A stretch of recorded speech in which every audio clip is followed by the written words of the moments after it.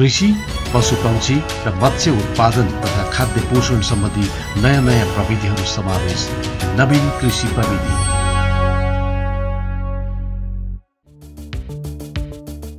आजको कार्यक्रममा हामी हिउँदे घाँसेबालीहरू जस्तै बर्सिम, भेज र जैँ घाँस उत्पादन प्रविधि लिएर आएका छौं। हाल नेपालमा घाँसेबालीको उत्पादन र प्रयोगको स्थिति, यसका साथै भविष्यमा घाँस खेतीको सम्भाव्यता सम्बन्धी जानकारी समावेश गर्नेछौं।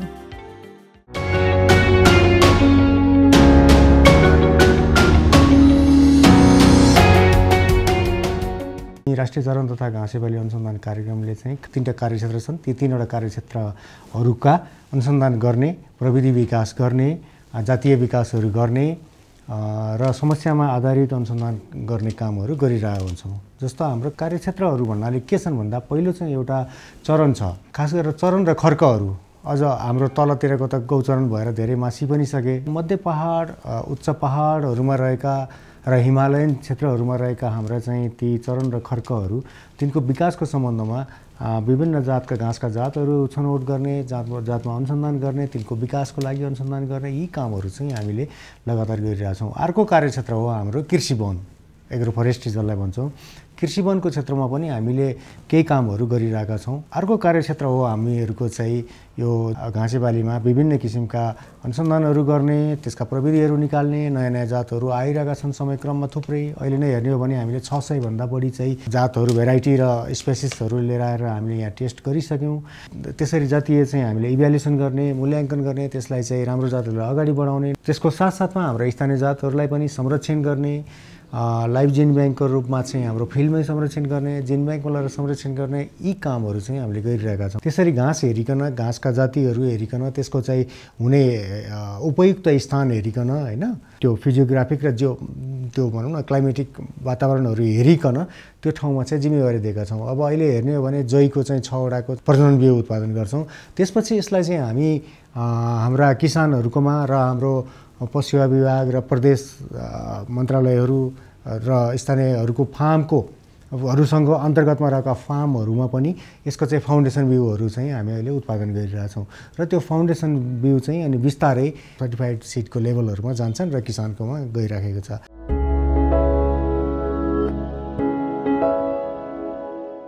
बर्सिम चाहिँ 1 वर्षीय कोसे घाँस हो। यसलाई असोजको दोस्रो हप्तादेखिबाट चाहिँ कार्तिकको अन्तिमसम्मलाई लगाउँछौँ, होइन। यसको चाहिँ पौष्टिक तत्त्वको कुरा गर्दाखेरि चाहिँ यसमा चाहिँ 18देखिबाट 22% चाहिँ प्रोटिन हुने भएकोले चाहिँ यो पशुलाई खुवाउनलाई चाहिँ एकदमै पौष्टिक तत्त्व चाहिँ छ यसमा।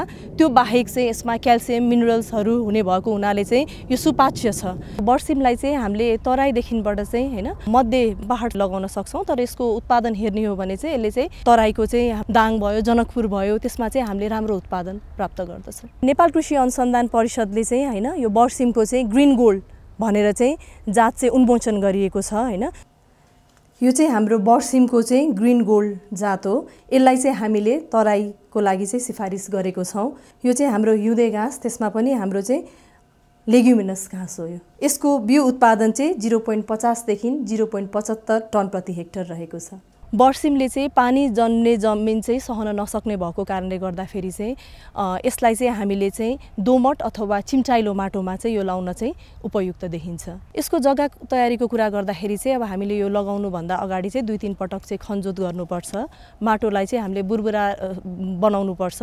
त्यसपछि 10 टन प्रति हेक्टर चाहिँ हामीले चाहिँ कम्पोस्ट मल राख्नुपर्छ, होइन। मल खादको कुरा गर्दाखेरि चाहिँ हामीले चाहिँ प्रति हेक्टर चाहिँ 20 केजी चाहिँ हामीले युरिया राख्नुपर्छ। त्यसपछि हामीले 60 केजी फस्फरस राख्नुपर्छ र 40 केजी चाहिँ हामीले चाहिँ पोटास राख्नुपर्छ। यो चाहिँ हाम्रो कोसे घाँस भएको कारणले गर्दाखेरि युरियालाई चाहिँ स्प्लिट डोजमा चाहिँ हामीले लान पर्दैन। यसमा चाहिँ हामीले सुरुमै राख्दाखेरि हुन्छ। यो बर्सिमलाई चाहिँ साधारणतया हामीले चाहिँ सुक्खा बेड र हिल्याएर चाहिँ हामीले लगाउन सक्छौँ, होइन।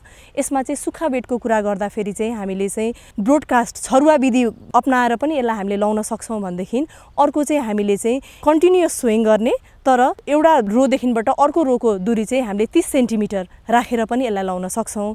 र अब हाम्रो हिलाउने विधि अनुसार चाहिँ हामीले के कस्तो छ भनेदेखि हामीले चाहिँ धान काट्नुभन्दा 15 दिन अगाडि चाहिँ यसलाई हामीले छर्छौँ। धान काटिसकेपछि चाहिँ त्यहाँबाट चाहिँ अब हामीले चाहिँ यसको उत्पादन लिन्छौँ। यसरी हिल्याएर लगाएको बर्सिमलाई खनजोतहरू गर्न नपर्ने र यो चाहिँ सजिलै उत्पादन लिन सक्ने भएकोले दाङतिर चाहिँ यो चाहिँ धेरै चाहिँ प्र्याक्टिसमा आएको हामी देख्दछौँ।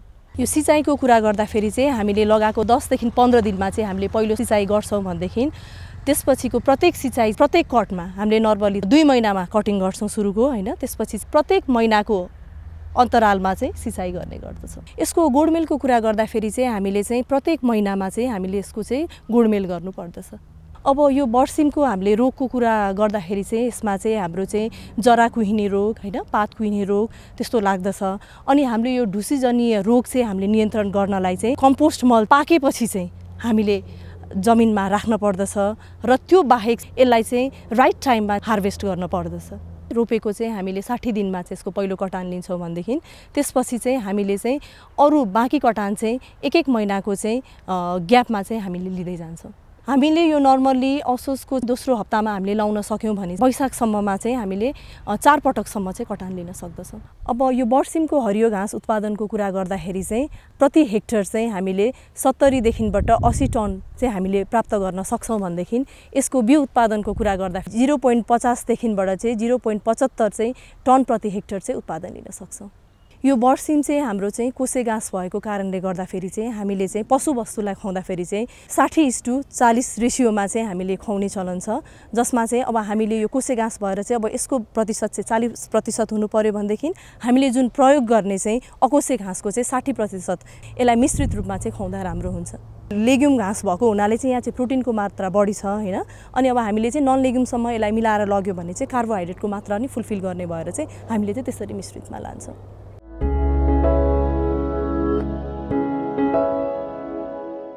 यो भेज चाहिँ हाम्रो 1 वर्षीय अकोसे घाँस हो। नेपाल कृषि अनुसन्धान परिषदले चाहिँ कुटिल कोसा 1 भनेर चाहिँ यो जातलाई चाहिँ उन्मोचन गरेको छ। तराईदेखिबाट मध्य पहाडसम्म चाहिँ हामीले यसको खेती गर्न सक्दछौँ र यसको बिउ उत्पादन चाहिँ 0.8 देखि 1 टन प्रति हेक्टर रहेको छ। कोसे घाँस भएको हुनाले चाहिँ हामीले यसलाई चाहिँ जै जस्ता अकोसे घाँससँग मिलाएर चाहिँ मिश्रित खेती गर्यौँ भने चाहिँ यसबाट चाहिँ हामीले 80% बढी उत्पादन लिन सक्दछौँ। भेज खेती चाहिँ हामीले चाहिँ दोमट माटोमा गर्न सक्छौँ। यो भेजको जमिनको तयारीको कुरा गर्दाखेरि चाहिँ पहिले चाहिँ हामीले 3-4 पटक खनजोत गरेर चाहिँ माटो बुरबुरा बनाउनु पर्ने हुन्छ र कम्पोस्ट मल चाहिँ 10 टन पर हेक्टर चाहिँ हामीले राख्नुपर्ने हुन्छ र त्यसको 1 महिना पछाडि चाहिँ हामीले चाहिँ अरू हाम्रा युरिया 20 केजी प्रति हेक्टर हामीले हाल्दछौँ भनेदेखि हामीले फस्फोरस चाहिँ 60 केजी हाल्छौँ र हामीले चाहिँ पोटास चाहिँ 40 केजी चाहिँ हामीले चाहिँ प्रति हेक्टर राख्दछौँ। यसको बिउ दरको कुरा गर्दाखेरि चाहिँ हामीले चाहिँ 40 केजी प्रति हेक्टर चाहिँ हामीलाई यसको चाहिँ बिउ दरको चाहिँ आवश्यक पर्दछ। हामीले यो भेजलाई चाहिँ छरुवा प्रविधिबाट पनि लगाउन सक्छौँ र त्यो बाहेक चाहिँ हामीले चाहिँ एउटा लाइनदेखि अर्को लाइनको दूरी चाहिँ हामीले 30 सेन्टिमिटर राखेर चाहिँ हामीले चाहिँ यसलाई कन्टिन्युअस सोइङ गर्न सक्छौँ। अब सिँचाइको कुरा गर्नु पर्दाखेरि चाहिँ हामीले चाहिँ नर्मल्ली चाहिँ लगाएको 1 महिनापछि चाहिँ हामीले सिँचाइ दिनुपर्छ र त्यो बाहेक चाहिँ हामीले प्रत्येक कटानमा चाहिँ यसलाई चाहिँ मल खाद हालेर चाहिँ हामीले सिँचाइ गर्नुपर्दछ। साधारणतया यो भेज चाहिँ पहिलो कटान चाहिँ रोपेको 60 दिनपछि गर्दछौँ भनेदेखि त्यस पछाडिको हाम्रो प्रत्येक कटान चाहिँ हामीले 1-1 महिनाको ग्याप राखेर चाहिँ गर्नुपर्दछ। यो असोजको दोस्रो हप्तामा लायो भने चाहिँ यसबाट चाहिँ हामीले 3-4 कटान चाहिँ हामीले सजिलैसँग प्राप्त गर्न सक्दछौँ। झारपात गोडमेलको कुरा गर्नु पर्दाखेरि चाहिँ हामीले चाहिँ प्रत्येक महिनामा चाहिँ हामीले यसको चाहिँ गोडमेलहरू चाहिँ गरिरहनु पर्दछ। साधारणतया हामीले भेजमा चाहिँ त्यस्तो रोग किरा लागेको चाहिँ हामीले पाउँदैनौँ। भेजको हरियो घाँसको उत्पादनको कुरा गर्दाखेरि 35 देखि 40 टन चाहिँ प्रति हेक्टर उत्पादन लिन सक्छौँ।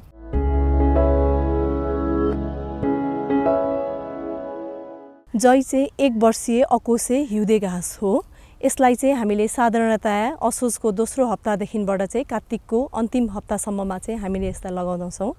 नेपाल कृषि अनुसन्धान परिषदले चाहिँ जैका 6वटा जातहरू चाहिँ उन्मोचन गरेका छन्, जसमा चाहिँ हामीले चाहिँ नन्दिनी, अमृतधारा, नेत्र, कामधेनु, गणेश, पार्वती यी 6 जातहरू चाहिँ उन्मोचन गरेका जातहरू हुन्।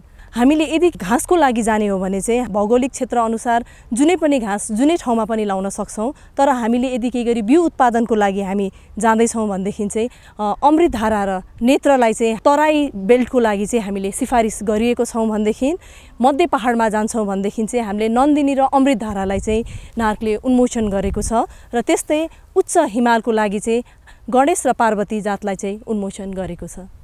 यो अमृतधारा चाहिँ एउटा हाम्रो जयको चाहिँ रिलिज भेराइटिज हो। बिउ उत्पादनको लागि चाहिँ तराई बेल्टमा चाहिँ लाउने गर्दछौँ। यसको बिउ उत्पादन चाहिँ 1.5 देखि 2 टन प्रति हेक्टर चाहिँ रहेको छ। अरू हाम्रो 5वटा रिलिज भेराइटी भन्दा चाहिँ यो चाँडो पाक्ने जात छ।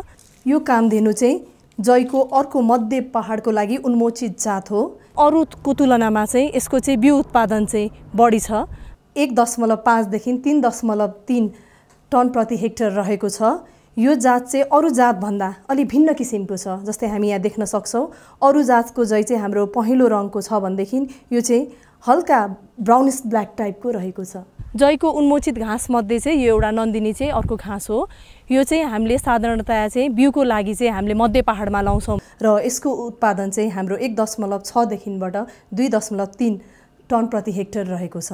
यो चाहिँ घाँस उत्पादनमा चाहिँ 6वटा जात मध्ये चाहिँ यसको चाहिँ हामीले राम्रो उत्पादन पाउँदछौँ, जसमा चाहिँ यसले चाहिँ 90 देखि 95 टन प्रति हेक्टर चाहिँ उत्पादन दिने गर्दछ। जयको उन्मोचित घाँस मध्ये एउटा यो नेत्र जात हो। यो चाहिँ हामीले साधारणतया चाहिँ बिउ उत्पादनको लागि चाहिँ हामीले लाउने गर्दछौँ। यो चाहिँ हामीले तराईको लागि सिफारिस गरेका छौँ र यसको बिउ उत्पादन चाहिँ 1 देखि 1.8 टन प्रति हेक्टर रहेको छ।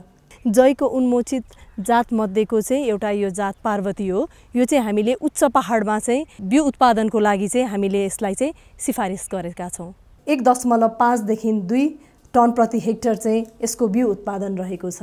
जयको उन्मोचित जात मध्ये अर्को गणेश जयको जात हो। यो चाहिँ हामीले चाहिँ उच्च पहाडको लागि बिउको लागि चाहिँ सिफारिस गरेको छौँ। यसको उत्पादन चाहिँ 1.6 देखि 2.3 टन प्रति हेक्टर रहेको छ र घाँसको हिसाबले चाहिँ यो चाहिँ हामीले जुनै पनि भौगोलिक क्षेत्रमा चाहिँ यसलाई हामीले लाउन सक्दछौँ। जय घाँस लगाउनको लागि जमिन तयार गर्दाखेरि चाहिँ हामीले 3-4 पटक खनजोत गर्नुपर्छ। यसको माटो चाहिँ बुरबुरा बनाएपछि चाहिँ प्रति हेक्टर चाहिँ हामीले चाहिँ 10 टन कम्पोस्ट मल चाहिँ हामीले राख्छौँ। युरिया, फस्फोरस र पोटासको कुरा गर्दाखेरि चाहिँ हामीले चाहिँ 80 केजी प्रति हेक्टर चाहिँ हामीले युरिया हाल्दछौँ भनेदेखि 60 केजी चाहिँ फस्फोरस र 40 केजी चाहिँ हामीले पोटास राख्दछौँ। जय घाँस चाहिँ अकोसे भएको कारणले गर्दाखेरि हाम्रो यो 80 केजी युरिया चाहिँ हामीले त्यसको आधी भाग 40 केजी चाहिँ हामीले सुरुमा हाल्छौँ र त्यसपछिको 40 केजी चाहिँ हामीले पहिलो कटानपछि चाहिँ हामीले टप ड्रेस गर्छौँ। बिउ चाहिँ 90 केजी प्रति हेक्टर लगाउँछौँ। यसलाई चाहिँ हामीले छरुवा प्रविधिबाट पनि लगाउन सक्छौँ भनेदेखि यसलाई चाहिँ हामीले चाहिँ लाइन सोइङ गरेर पनि लगाउन सक्छौँ, जसमा चाहिँ हामीले चाहिँ प्रत्येक लाइनको दूरी चाहिँ 30 सेन्टिमिटरको कायम गर्दछौँ। सिँचाइको कुरा गर्दाखेरि साधारणतया हामीले 1 महिनापछि चाहिँ यसलाई सिँचाइ गर्ने गर्दछौँ र त्यस पश्चात चाहिँ हामीले प्रत्येक कटानमा चाहिँ यसलाई सिँचाइ गर्ने गर्दछौँ। यो चाहिँ नर्मली सुरुमा 2 महिनामा गरिन्छ भनेदेखि त्यसपछि प्रत्येक 1-1 महिनाको फरकमा चाहिँ सिँचाइ गर्ने गर्दछौँ। गोडमेलको कुरा गर्दाखेरि चाहिँ हामीले प्रत्येक महिनामा चाहिँ यसको गोडमेल गर्नुपर्दछ। कटानीको कुरा गर्न पर्दाखेरि चाहिँ सुरुको कटान हामीले जुन पहिलो कटान चाहिँ हामीले 2 महिनामा लिँदछौँ भनेदेखि त्यसपछिका बाँकी कटानहरू चाहिँ हामीले चाहिँ प्रत्येक महिनामा लिन्छौँ। यदि हामीले जयलाई चाहिँ असोजको दोस्रो हप्तामा लाउन सक्यौँ भनेदेखि हामीले चाहिँ वैशाखसम्ममा चाहिँ 4 कटानसम्म चाहिँ उपलब्ध गर्न सक्छौँ। रोग किराको कुरा गर्दाखेरि चाहिँ हामीले चाहिँ साधारणतया यो जयमा चाहिँ हामीले सिन्दुरे रोग र चाहिँ कालो पोके रोग चाहिँ हामीले चाहिँ बढी यसमा चाहिँ देख्दछौँ। र किराको कुरा गर्दाखेरि चाहिँ यसमा चाहिँ हामीले पात र डाँठ कटान गर्ने किराहरू चाहिँ देख्दछौँ। यो जयमा चाहिँ जति चाहिँ हामीले चाहिँ गाउँमा देख्छौँ त्यस्तो धेरै मात्रामा चाहिँ यसमा चाहिँ अब हामीले चाहिँ यो कालो पोके र सिन्दुरे रोग चाहिँ देखिँदैन, कुनै कुनै समयमा चाहिँ मात्र यो चाहिँ देखिने गर्दछ। बिउ उत्पादनको लागि हो भने चाहिँ हामीले चाहिँ विषादीहरू पनि प्रयोग गर्छौँ यसको नियन्त्रणको लागि। घाँसको लागि चाहिँ हामीले सिन्दुरे रोगहरू देख्यो भने चाहिँ उखालेर नै हामीले फालिदिने गर्दछौँ। जय चाहिँ हाम्रो अकोसे घाँस भएको कारणले गर्दाखेरि चाहिँ यसलाई चाहिँ हामीले कोसे घाँसहरू जस्तै हाम्रो बर्सिम, भेज हैन हामीले चाहिँ पशुवस्तुलाई चाहिँ यिनीहरूसँग चाहिँ मिश्रित गरेर चाहिँ हामीले यसलाई चाहिँ खुवाउने गर्दछौँ। जय 60% र कोसे घाँस, भेज, बर्सिमहरूलाई चाहिँ हामीले 40% चाहिँ मिश्रित गरेर चाहिँ हामीले यसलाई चाहिँ खुवाउने गर्दछौँ।